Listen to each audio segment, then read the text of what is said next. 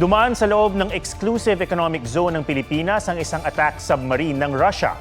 Ayon sa Philippine Navy, November 28, nakita ang submarine na UFA 490 sa layong 80 nautical miles kanluran ng Cape Calavites sa Occidental Mindoro. Ineskorta nito ng barko ng Philippine Navy hanggang makalabas ng ating EEZ.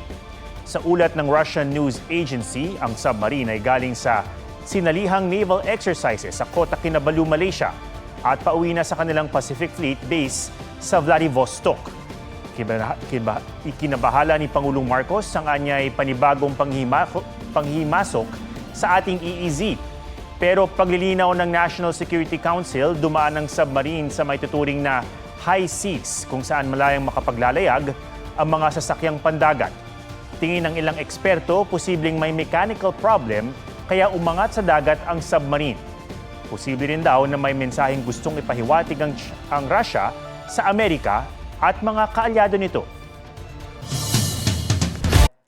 Huwag magpahuli sa mga balitang dapat niyong malaman. Mag-subscribe na sa GMA Integrated News sa YouTube.